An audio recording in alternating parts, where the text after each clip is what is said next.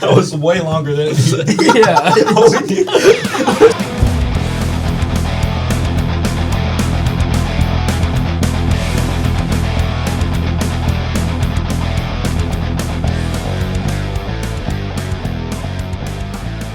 Welcome in to episode 4 of the Good Call podcast. Good call. Oh, Hey. great call, That was Ryan. a good call. That was a good call. Yeah. We have a full show for you guys. Come on.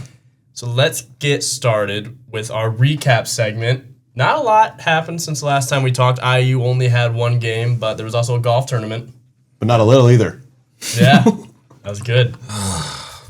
Sam or Henry, this one of you guys want to take us through the Illinois loss? Yeah, they were a little better than us, I think. They were taller and better.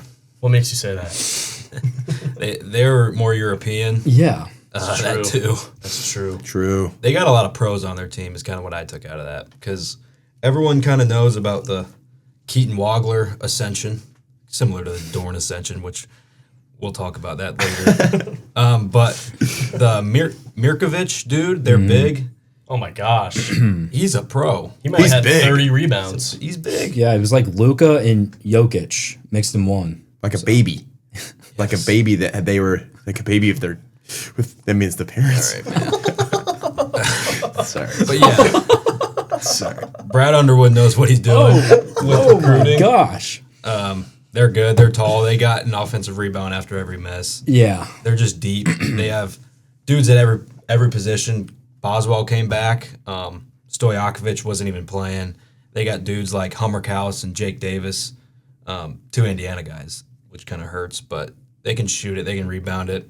Get downhill, Wagler, it seems like he gets a ball screen, gets downhill, and just gets to the rim every time, and he can finish. He's going to be a lottery pick for a reason. But, yeah, 20-point loss. I didn't expect to win, but it was kind of a deflating loss to watch there on Sunday. Positive spin on it. I don't really think the offense was a problem. It was really just they were taller, they were more athletic, they were crashing the boards. I think they had like 17 points off of offensive rebounds or like second chance points.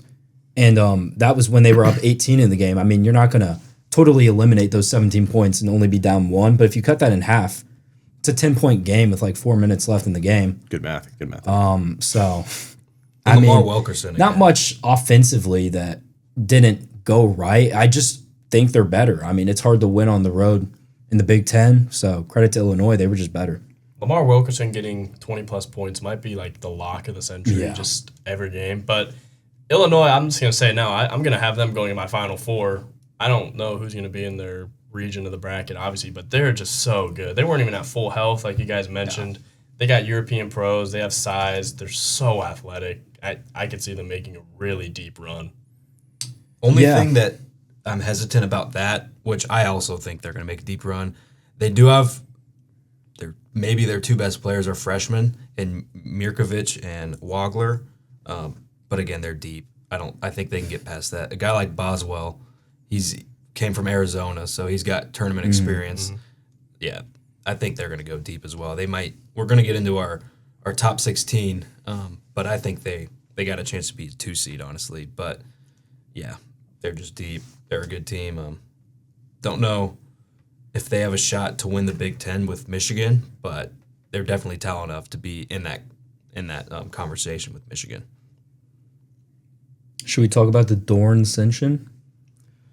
Oh, yeah. 2 weeks ago, we were talking about the ascension of Nick Dorn after that Purdue game, which he had like 4 straight games where he's 14-plus points, but now I think we can consider it a Dorn ascension, a descension of Nick Dorn. It's going downhill, unlike him. Am I right? What's up, guys? 1 point. Yeah. 1 point. Yeah, what's going on there? It's not a lot of points for Nick Dorn. No, and he's the X factor too. Yeah, like, it's just not.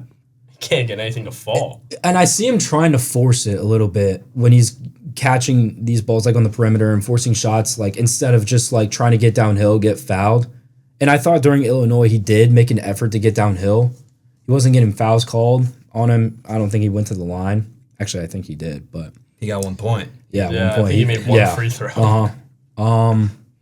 But yeah, I think that's how he gets out of this rut. You just gotta go get an offensive rebound, go up with it, get fouled, go to the line, be more aggressive on defense. Don't try and shoot your way out of it. And I mean, he's the X factor of this team. When he's going, we're one of the best offenses in the nation, and translates on defense. So we got to get him going right. He's been very one-dimensional, just being a three-point shooter. If he can channel something to just unlock that, if he's going to shoot it well, being a one-dimensional guy, that works. But when he's not making shots, this is what happens. Yeah, he's giving you nothing. He gets 1 point. Yeah. You think it's like a confidence thing right now? It could be. I think I noticed this when he first got healthy. He doesn't have a lot of rotation on his shot, so I think it might be just an inconsistency there to where he's a streaky shooter. So when he's feeling it, it's going to go in. But maybe some shot form stuff. I don't know. I'm not an expert into that stuff, but with the rotation, it just looks like it's kind of an inconsistent form, and maybe there's some confidence issue there. But being a one-dimensional guy, when the shots aren't falling, there's really nothing else, no other reason he can be on the court. Because I actually am an expert in that field, and it is because of the rotation. Really? Yes, it allows the ball not to be as consistent. Oh. Which is why he doesn't go in as often. So that's the Dorn Ascension? Yeah, that's why.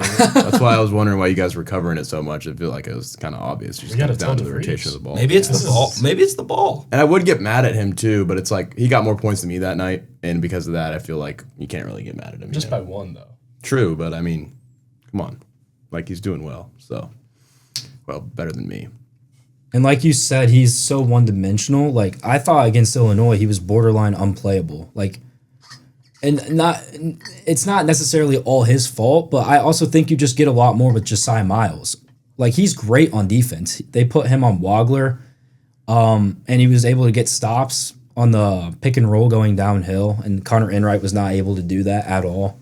The big wasn't necessarily in drop off these ball screens, but they were switching it, and they were attacking Connor Enright all game, and that led to multiple shots, multiple help side breakdowns, and they were getting all sorts of looks. But, I mean, I think you start giving Josiah Miles maybe the same amount of minutes as Dorn. Not that far necessarily, but maybe he's the sixth man or something like that, and put him on the opponent's best defender. Like, he should have been on Wagler, I think, most of the game. I don't know. That's why I was confused why Sicily didn't play. Because he got 1 minute, and it was in garbage time, and he's got that 3-4 position that Dorn kind of plays. I think Sicily, I would have liked to at least see him get a chance in that game. But DeVries went with Miles, who he made a shot there. He knocked down a three, but he's just not enough offensive production there to overcome the Dorn Ascension. So, well, we'll touch on basketball a little bit later, but we got golf to talk about. Colin Morikawa, our Pebble Beach champion. None of our picks were right, but some were pretty close going into Sunday. They were trending. Jake Knapp. Scotty maybe shot 40 on Sunday, get himself into the top three. But how about Jake Knapp? He eagled 18 twice, Saturday and Sunday. Wow. Yeah, he eagled one on Saturday and then followed it up with the eagle in 18. That's got to be like the first person ever to do that. That's very impressive. He made it 2 on a par 4 to start off. I thought he was going to go on a run and get our first good call prediction correct, which would have made us so spark for our ascension. Because it just makes sense. If we're just saying good calls, they should be right, you know? Exactly. Yeah, we're not living up to a name at all.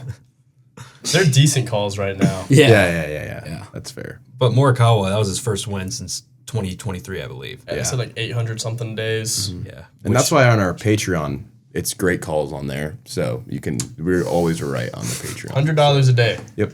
Please. It ends up paying for itself. You're going to like it. Yeah. And we're never wrong on there, so keep that in mind. But Colin Morikawa, I've always loved his swing, specifically his iron swing. I think he like just recently, or maybe like recently in my head, but like he switched. He used to hit like, was it draws only, and now he's hitting cuts, or is it? I think he's always been a cut guy. Yeah, which is I've always thought it was like I kind of adopted that from him a little bit because for me I always thought it was like cooler like to hit draws. So like growing up like playing golf, I always tried to hit draws and like Yeah, especially growing up. I thought you always think it's the harder cooler. one to hit. Yeah, and Cuts it's like are cooler. Yeah, but then you realize then you grow up. yeah, because Morikawa does it, and he's like literally one of the best iron players on tour, and you can see how much of an advantage that gives you after he wins. Yeah, So, all the best ball strikers like to fade their irons. true. Colin will hit cuts into a back left pin. Yeah. Sometimes. Yeah. Because he just sticks at his strength, and it worked this week. Saw He it doesn't on have to 18. putt it great with how good Yeah, it was an ball impressive strikers. win. I mean, he got iced on the 18th hole and still ended up hitting a great shot. Yes. Big Scotty We'll icing. talk about that for sure. Through Jacob Bridgman. And then Scotty they were making and his Bridgman. ball on the green move. I don't know what technology went into that. Whoa, probably Sphero. But yeah. with Well, Bridgman's when you're Scotty Scheffler, you can pull some strings. You can Yeah, make that for happen. sure. Yeah, when you get arrested, you can do anything.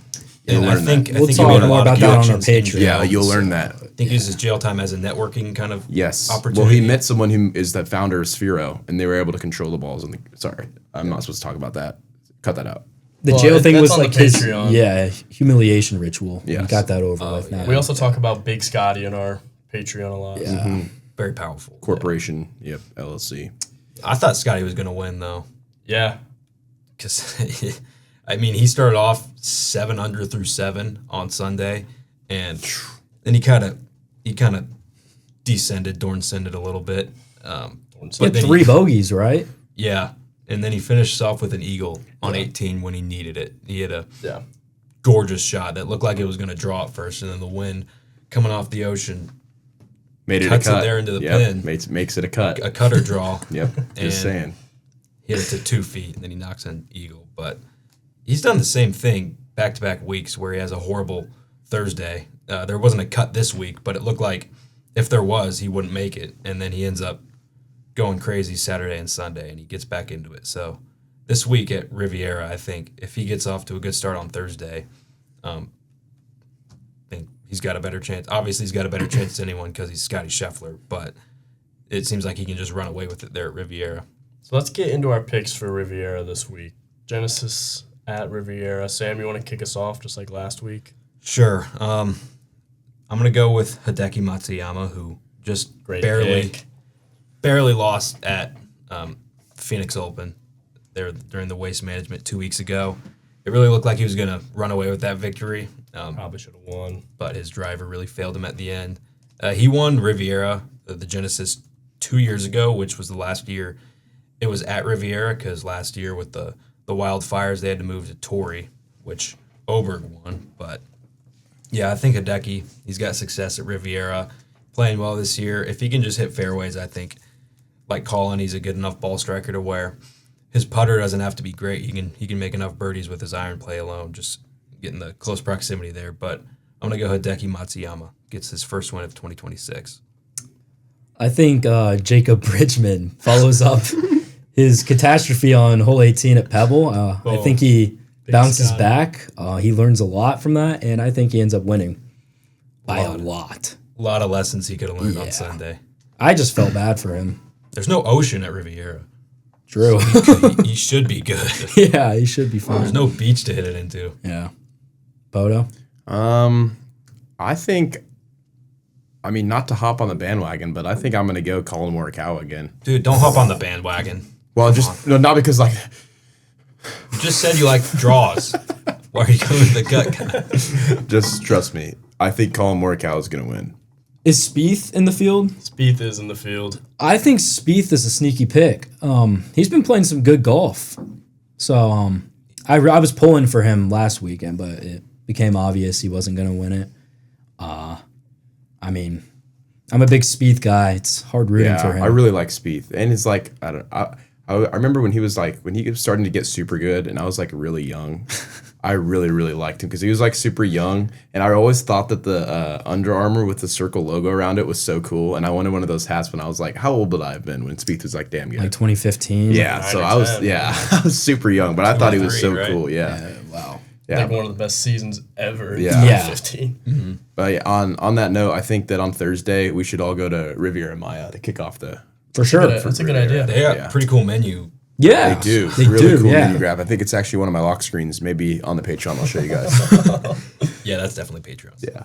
I've gone between a few different people for for this, but I'm going to go with Sepp Straka. Oh, boo. Played well last week. He eagled 18, which before Morikawa made his winning putt, it looked like there was a chance for a three-way playoff. He got up to first for 40 seconds. Would have loved to see a three-way playoff, but no, I'm going to go with Sepp. He's been playing really well. Even last year, he played great in a lot of tournaments. So just making sure you're talking about this guy, right? Yeah, gut feeling, Sepp Straka. Does he look like... He's one of those guys that's just always at the top of the leaderboard, and it just makes you mad. Yeah. Like, you see Straka up there, and you're like, why is he there? Like, come on. We have a Sepp. This guy.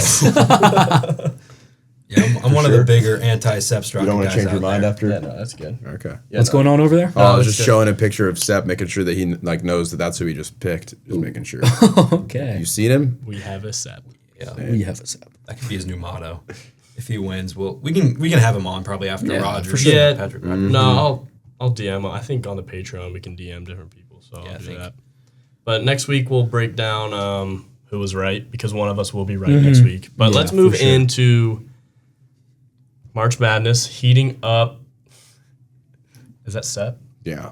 Nice. Let's get into our top 4 seeds. So 16 teams, breaking down seeds 1 through 4 predictions. This is not official. Do we want to do our 1 seeds first and then Yeah. move to 2, 3, 4? Yeah, let's do that. So Sam, start us off with your 1 seeds, and then we'll go around. All right. I have Michigan, probably going to be the top overall seed, but we don't have to get into that. I got Michigan, Duke, UConn, and Houston, which a lot of people might think Arizona be in there. I think Houston's going to win Big 12. I think it's down to that.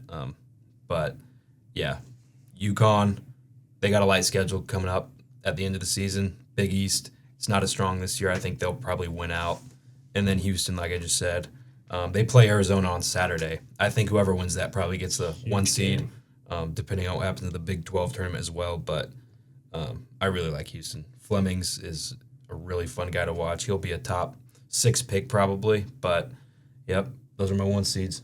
Feels like there's a handful of teams that can win the Big 12 tournament this year. They're so good. Big 12 is probably the top of the conference, probably the best in terms of it's top heavy, but yeah. All right, my 1 seeds, and this is a prediction, right? It's not currently right now because you have an AP poll that can just tell you that. I got Michigan, Duke, Iowa State, and UConn. So I think Michigan's the best team in the country. They have a lot of traits similar to Illinois. They're very tall. I just think they're a little better. I think Duke wins the ACC. I think Iowa State wins the Big 12. They beat Houston last night. They went at Purdue and won by like 30-something. They just beat somebody else. Like, you in the don't Big do that 12 at by Mackey. 20. Somebody good. It might have been Kansas. They just like killed Kansas. Yeah, that was also at home. And Darren Peterson played. I mean, there's something, I don't know. And then I got UConn. I think UConn is back to top of college basketball. I mean, they won it 2 years in a row in 24 and 25. So, I mean, I think they're 24. Yeah, 23, 23, 20. Because Oh, they yeah, didn't win last year. Yeah, last year, who was it they played in like the round of 32, the 1 seed? Florida. Yeah, it was a great game. I still think they're at the top of college basketball. I think Dan Hurley's one of the best coaches in the nation. I'm a big fan of him. I have UConn as the last 1 seed. I've got Arizona, Michigan, Duke, and Florida. Florida. Whoa. Really? Putting Florida there. Whoa. I don't want to spoil anything. Spoilers? We'll see. Wait, do you know what's going to happen? We'll see where Florida is on my Spoilers? list, but they're not. I don't even know. They're not a 1 seed for sure. Yeah. I mean, hey. The defending national champs. Yeah. I mean, Todd Golden might have something up his sleeve. No more Walter. What does he Oh yeah, what does he know? My top seed or my 1 seeds, I think they're literally like if the AP poll, like if the season ended today, they'd be the top seed. So it's kind of boring. Just Michigan, Arizona, Duke, UConn. Nothing really to say that you guys haven't. I think those are like the 4 of the best teams in college basketball, if not the 4 best. know? And with these being predictions, I do want to mention Michigan plays Purdue tonight, which we're going to maybe give a prediction on later, and then Duke on Saturday. So 2 potential That losses. is an that? insane non-conference game. Yeah, They just can- in the middle of the season. They're probably, if the AP poll is released today, that'll be 1-2. But Yeah. Duke right now being 3rd. But I mean, Michigan, they it's kind of crazy to say being the probably number 1 overall seed right now, but they can get bumped out of it with a couple losses this week. So everything can change a lot. So we don't really know. All right, let's get into our 2 seeds. Okay. I have Arizona, who obviously whoever wins the Houston-Arizona game. Illinois, who favorable schedule kind of outside of Michigan. I think they probably finished second in the Big Ten. And then I have Iowa State, just got a big win against Houston, and Purdue I have as a 2 seed. I think they're going to finish the season strong. They got Michigan tonight. They also have Wisconsin and Michigan State at home. I think they probably win 2 of those, just being all at home. I think they're a better team than Wisconsin and Michigan State. But, yeah, those are my 2 seeds. 2 Big Ten teams, 2 Big 12 teams. So, yeah, 2 best conferences. Yeah, my 2 seeds are full of Big 12 teams. So I got Arizona. Coming off 2 losses. I still think they're one of the best teams in the nation. But Arizona does tend to struggle in the tournament. Tommy Lloyd, unable to get past the second weekend. They screw me every year. Yeah, it was Princeton one year in the first round. They were Princeton's a tough team to beat, though. They're always tough. So I got Arizona, then I got Houston, unable to win at Iowa State, but Houston's always going to be a tough out. Kelvin Sampson there, doing a good job. And then I got Illinois, and to end it, I got Kansas. Yeah, I got Iowa State, Illinois, Purdue, and Houston. So pretty similar, right up there. Just like you guys, my 2 seeds are loaded with Big 12 teams. I got Iowa State. I was debating on putting Iowa State, bumping like Arizona out of the 1 seed and replacing with Iowa State. But I'm going to keep Iowa State at the 2, Houston, Illinois, Kansas. Okay. 3 seeds? 3 seed time. Texas Tech, Kansas, Nebraska, and Florida. Texas Tech just beat Arizona for their 2nd straight loss. I think they have maybe the best 1-2 punch in the country with Christian Anderson and J.T. Toppin. Can they get production outside of that? That's kind of how far they'll go. Great win at Arizona last weekend. Yeah, they're really good win. Probably the best win you can have, being number 1. And then I'll touch a little bit on Nebraska because they're kind of a team that I don't know what people want to do with them. Have they outperformed? Have they not? I think 3 seeds probably good for them. Have they outperformed this season? Maybe a little bit for how talented they are, but I think Rink Mast is probably the X factor because he was out for a couple weeks with the flu. He came back. He wasn't very productive, and then he's kind of gotten stronger here in the last couple games. But they're pretty deep. I think they can have a good chance to go far in the tournament as well. And then Florida, first SEC team, they have a lot of high upside guards, so I think they can maybe repeat what they did last year. I don't know if they're as talented, but yeah. Todd Golden. Yeah, for my 3 seeds, I lead off with Purdue, and then I got Florida. I like Florida like Poto. They contended with Arizona. It was like the first game of the year. At the time, you didn't think either team was like that good. I don't think Arizona was even like a top 5 team at that point. But the defending national champions, I like them. I think they win the SEC. Then you got Texas Tech. And then I rounded out with Gonzaga, which I'm really not as high on Gonzaga as a lot of, not that other people are, but who did they lose to a couple weeks ago? Terrible. Seattle State or something? Vince, can you pull that up, please? Was it like Santa Clara? I don't think it. They just beat Santa Clara, I think. Let's see. And they lost to Michigan by 40, but like everyone loses to Michigan by 40. But and they do have a couple good wins with Kentucky, Alabama, UCLA. Yeah, I do think they've done enough to be in that three seed line, but I have them as my last 3 seed. Portland. Yeah, like just a completely inexcusable loss. Like, but it was at Portland though. Yeah, true. Portland's a tough place. Yeah, don't want to play. IU had to fly to Portland in 23. Not at Portland, but in the tournament after coming from Dayton. Yeah, Tommy's ringtone. Tommy Clinker mentioned. Yeah. Unreal. Anyway, I've got Nebraska, Gonzaga, Purdue, and Texas Tech. So right up there. Right up there, for sure. I have Purdue, Florida, which like you mentioned, I think they're going to win the SEC. SEC's pretty weak this year. Yeah. They're the only SEC team I have in this entire list of 16 teams. So it's definitely not what it was last year, where they had 2 1 seeds. I have Texas Tech and Gonzaga as well. Wow. There we go. And I think it's a good thing. I'm not trying to hate on the SEC, but I do think it's a good thing for college basketball when the Big 10 and the Big 12 are at the top. And you can also play with the ACC in there. I agree. But the ACC, I don't know. They're not the same ACC. They're top heavy. But, I mean, the SEC leading in college basketball just doesn't make a whole lot of sense. I think for the sport, it's Big just 10 and awkward. Big 12 product just seems more like college basketball because SEC games are like 100 to 100. Yeah. Like Alabama will score 110. It just seems a little bit more NBA-like, but I agree with that. 4 seeds, I'm going to wrap it up. I have Gonzaga. You got a couple of you guys had as 3s. They're going to win the WCC. They'll be at 3 or 4. Every year. And then I have Virginia, who in Ryan Odom's first year, great first year, they just beat Ohio State, who's kind of a bubble team. They could have performed better, but I think Virginia there. I have Vanderbilt, second SEC team, and then Louisville, who I think they're probably not viewed this highly in a lot of people's eyes, but I just really like I like Brown, Conwell, McNeely. They're guards. They can go off in the tournament, I think.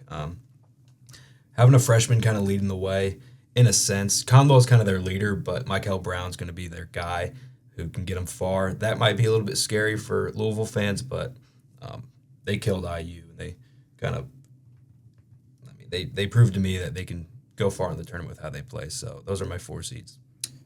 I start out with Nebraska. I mean, they've overperformed, but I think putting them in that 3 line might be a little too much. I mean, we'll see how the season ends for them.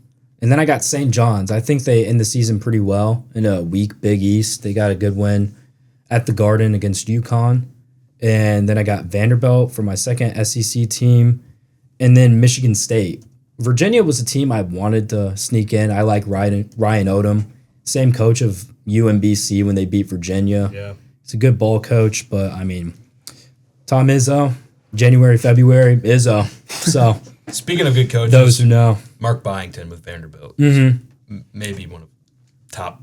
Part of the JMU pipeline with Kurt Cinetti. Yeah, he's a really good coach. He was kind of on IU's radar, and he's got Vanderbilt back-to-back years, really good team. So, and on that note, I've got Vanderbilt as a 4 seed, as well as Virginia, North Carolina, St. John's, UNC. There we go. UNC is kind of a scary one because Caleb Wilson been hurt, but he's coming back. So. I wanted to put them in there. They're probably the last team out of there, but depends on how Caleb Wilson comes back. My 4 seeds, I have Nebraska. I agree with Henry. I think they've overperformed so much this year, but I can't put them at a 3. Michigan State, Virginia, who you mentioned they just beat Ohio State. That's another one of those really weird late non-conference games. And as a coach, I think you like playing out of conference later in the year as opposed to, I mean, at the beginning of the year, you're obviously playing in all these tournaments like the Maui, all that stuff. But from a fan perspective, it is a bit strange. I think they could implement this as a designated week where these power conferences like the ACC plays the Big Ten. Like they used to do that before. Like, I don't know when they canceled the ACC Big Ten Challenge, but I mean, if you implement that later in the season, coaches are going to love that, like, as a preview for March. Also, for like a bubble team like Ohio State, like if they win that, how much does the committee value that win? And it kind of seems like I'm complaining as IU being another fringe team, but like it seems a little unfair for Ohio State to get that opportunity. Which again, they schedule it; it's on them, so it's not really a bad thing. But like, how much will that win be valued as opposed to Big Ten games? Because while everyone else is playing conference games, you just throw in another, Virginia was ranked 15th when that happened, so that'd be a huge win for Ohio State. That probably gets them in the field, so it's just kind of a weird thing going on. But I'm with that being said, Michigan versus Duke is going to be one of the most fun games of the year. So where is that? Neutral site. I don't know where, but we should watch that one at Chili's. Sure. Yeah. Yeah, it's literally just a March Madness preview. And like Sam said, it can be a little unfair to other teams on the bubble because you're not getting that same chance. So I'd like to see them implement Big Ten, ACC, or like Big 10, Big 12, SEC, whatever they do, plan on doing because I think it is heading that way. That would be really interesting. So I got Nebraska, Michigan State, Virginia, and then my last team I was debating between St. John's and North Carolina. Went with St. John's. I really like Rick Pitino, Bryce Hopkins. He's probably going to be fired up after almost getting killed. Yeah. Crazy ball. Yeah. Crazy. He's going to have an extra Joel Eakin channel, but yeah, that was insane. Yeah. So I don't have any Louisville or Vandy, but I like my St. John's pick. Yeah. I think we're 1 month away. I think it's March 15th, Selection Sunday, so a little under a month. We'll have brackets, and maybe we'll do a little bracket show depending on our schedule with spring break. But get ready for the bracket show. Best time That's of the going to be year. awesome. We should bring something, put it up there, and fill out the bracket. Yes. Yes. Would y'all like that? So on the note, staying on the note of basketball, we have a lot of big games that we can touch upon. Sam, you mentioned Michigan at Purdue is tonight. Yeah. On Peacock, everybody's favorite. Yes. Yeah. Dude, what are was you good. doing? Singing is only for the Patreon. Oh yeah. Why don't you take us through this Michigan Purdue game? Because this might be the biggest Big Ten game of the year so far. Yeah. We got to talk about Yaxel Lindenberg on social media. I mean, the incident as well. That's a nice little storyline going into this game. Never good when a clip resurfaces the week of a game. Yeah. Especially with That's what he just said. bulletin board material. Yeah. That's all that is. Stupid. But yeah, that'll be a huge game. It's Michigan's 1, Purdue's 7th now, which I was surprised by. Purdue being 7th, but at home, Purdue's biggest game of the year. It'll be crazy and Mackey. All black for Michigan's funeral. That's what they're saying. Is it a blackout? Yeah, they're Yep. not Oh, winning. boy. That It's, never works. It's Never Michigan did. Yeah. minus 2.5 right now. Guardy better keep those floors clean. Just saying. I'd take Purdue at that Leave odds. a Tommy Clinker mention and then Ethan Gard, yeah. But yeah, everyone's kind of mentioned how Purdue's kind of underperformed this year. And I saw a hilarious interview with Jeff Goodman and Braden Smith. Oh my gosh. Where he mentioned how they had been underperforming. Oh. And Braden Smith he wasn't giving them the time of the day. But I think Purdue's going to want to prove a point. I'd take those odds for Purdue. I don't know about money line, but actually I do think Purdue's going to win, No, honestly. they're not. I think at home. it seems like they're playing their best ball of the year so far. I think they're going to win. They just blew out Iowa at Iowa, who Iowa's a team. That's a lot of Iowas in one sentence. But Yeah. Iowa's a team who's in the field. They're probably a 7 or 8 seed, I'd say. Bennett Sturt's one of the best players of the nation, and they killed him. So good. I like Purdue in this game. I'm going to say it. Despite the Yaxel Lindenberg controversies before the game, I do think Michigan gets it done. I mean, as opposed to recent years, Purdue's won the big man battle, but Oscar Clough, not to say that he's underperformed, but preseason, top of the transfer portal, he was regarded as one of the best guys in the portal, and I just don't think he's delivered that. He's a solid center. But I think Michigan wins the big battle, and I don't know. I just have a feeling Dusty May gets this one done. Purdue rather is playing their best ball of the year. They were sliding, but yeah, I think 2.5. You said it was plus 2.5 Michigan. Minus 2.5 Michigan. Minus 2. Okay, that makes sense. Yeah, I Might think they have Michigan their gets sights this set one on done. Duke, and they might skid this one. I don't know. Just ignore the game They're Mackey. already prepping Yeah. the Duke game. I mean, I would be. That's a biggest game of the year, but yeah. Yeah, I mean, I'm with Henry. I think Michigan takes it over Purdue. I agree that Purdue's playing the best ball, but I think that Michigan wins. Not according to Jeff Goodman. Okay, yeah, we should talk about that. I mean, I don't know. That was unwatchable. Roll I the mean, clip. Braden Smith was Raj. not as he should. He was not giving Jeff Goodman the time of day at all, and that's what more players and coaches need to start doing. I mean, I love Jeff Goodman. we gotta stop giving this guy the time of day. I mean, I disagree. I think he should get more. he was talking about like a Robbie Hummel bobblehead. He was like, "Oh, you gonna get this bobblehead? They're gonna run out- They're gonna run out pretty quick." And Braden Smith was All right. shut up, man. What Yeah, are I'll we get talking one. about? Yeah, I'll get one. Yeah, that was borderline unwatchable. but pretty funny. Sam, I'm gonna leave you on an island. I'm also gonna pick Michigan. Good. I think it's just gonna be classic big game Matt Painter. What? I don't know. What island? Yeah. Patreon. We'll talk about the island talk on Yeah. Patreon. But Patreon only kids. Transition. Yeah. So that's what we have. I mean, another pretty big game in the Big Ten. Wisconsin at Ohio State. Two teams. It feels like Wisconsin's pretty easily in right now, but Yeah. this is big for Ohio State. They're always right on the bubble. this is border. I think it's Same must this win year. for Ohio State. Yeah. Playing a ranked team at home. They're going to need to pick up this one because Ohio State -1.5. Really? Yeah. Wisconsin has kind of shown that they'll show up for the big games, but kind of slide in the lesser games. Maybe they get Greg Gard's got to slap him across the head or something. Tickets for as low as $5. We should go. Yeah, let's go. With how much we make on the Patreon. I mean, that's Sure. Yeah. I mean, Wisconsin's got one of the best strength of schedules in the nation. They got some of the best wins. They got wins at Michigan. They Illinois. recently at Illinois. And then who'd they just beat by a ton? Not IU. yeah. That's Exactly. right. Who'd they just beat at home by? It was literally just JMO, can you? no, Michigan State.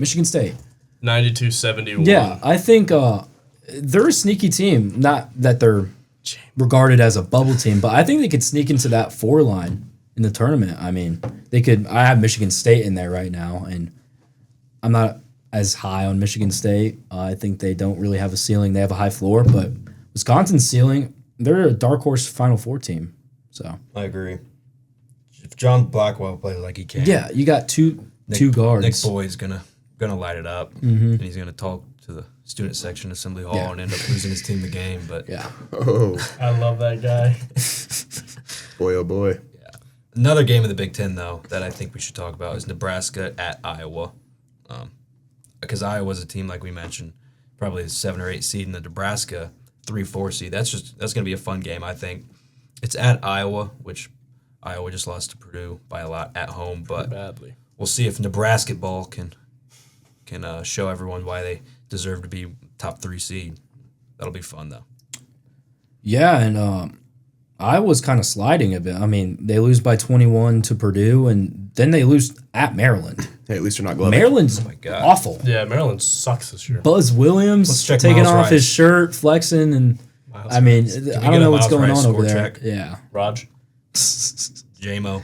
but I mean, I love Ben McCollum, so I think he rides the ship, and I think Iowa can get it done. Let's see. Miles Rice did not play. Is he hurt? Oh. He Buzz hasn't Williams. played since February 1st. He played when Buzz Williams. you is played smart. him, right? Yeah. He had 2. He Yeah. had more than Nick Dorn last game. They're like Rutgers level bad. They're just Ruckus. What even happened there? 'Cause, they were 4 seed last year in the tournament? well. They lost to everybody. Yeah, their coach left for Villanova, Kevin Willard. The crab 5 right. left. So forgot then about that. Buzz Williams, old Texas A&M guy, he goes over and completely, he's rebuilding it. But yeah, Well, let's end the show with our predictions for IU. Arguably biggest game of the season, Friday night, not on Peacock, thank God. yeah, I don't think we're on Peacock the rest of the year. So On Fox, at Mackey, against Purdue. Not a lot you can say. Yeah. Purdue's got, they've got IU, which is always going to be one of the biggest games of the year. Michigan State, Wisconsin. They got kind of a fun end of the year here. Maybe not for them, but watching it's going to be fun. But yeah, IU beat them last time at home, similar to last year. I think it's probably going to be another split like last year. Maybe a similar game to where it looks like IU could win it, and then in the final seconds, another Miles Rice mention. Miles Rice ends up me time. Raj, what's the count on Miles Rice? Yeah, he decided it was me time, and I want it. And he went for the worst floater I've ever seen. But Can you even call that a floater? it's a floater. Sorry, I had to. He probably was fouled, but still just one of the worst. late game shots ever. so bad. And we played such a good game. And TKR gets that left shoulder, makes like a 16-foot right hook. Like that shot does not go in, but it goes in. Miles. And Buzz cut Trey Galloway is right there. Just give him the ball. yeah, We could add a buzz cut Galloway. We could add a Galloway to Ballo lob chills. buzzer beater. And then Mackey starts floating. That would have been so cool. But yeah, I think Purdue's probably going to take it. I think tonight's game with Purdue versus Michigan might have a little bit to do with it, just depending on, because a big win, there might always be a hangover game. It's probably not going to be the case with the rival coming in, but I'm going to go with season split. Purdue takes this one, and then IU's going to have to pick up probably that Michigan State game at home to get a at-large bid. Yeah, I think we split this year again, but if IU wants to do the opposite, if they want to get a road win at Mackey, I think Nick Dorn has to figure this out. Yeah. Whether that just be like getting downhill or like these shots need to start falling. I mean, I think he was 0 for 4 from 3 against Illinois. I mean, he's just so one-dimensional, like Sam said earlier in the show. But, I mean, he's the X factor. You got Tucker DeVries playing well as that. T-Debbie. He's kind of playing a role as a point guard, not necessarily just a spot-up shooter moving off screens, but he's kind of navigating the offense, telling people where to be. And then Lamar Wilkerson's going to give you 20 every single night. So I think Nick Dorn is the X factor in that game if IU wants to come out on top. I'd also like to see some rage out of Reed Bailey. Ooh, yeah. We have a Reed Bailey. Give me some rage, Uno. That's all I have to say. We're all behind Uno. Yeah, I mean, I'm excited for the game, but I think I'm going to take IU. There we go. Really? Yeah, I think. This is an IU. It is. Right? Yeah, I think I'm just excited to watch it, and I think that IU's going to win. Yeah, anytime you get to watch Reed Bailey, you get pretty excited. I am so happy I get to share a university with him. Exactly. It is the best feeling. I wake up in the morning like, Reed Bailey goes here. It's I mean, awesome. screw like Fernando Mendoza and the football team winning the national championship. I mean, we got Reed Bailey. We We should have a parade at the end of the season just about Reed. Yeah. Yeah. And then he transfers. It'd be really good. We have some exclusive content with Reed Bailey on our Patreon that you guys can watch. We should start lying more. That Reed Bailey content is behind a $100 paywall.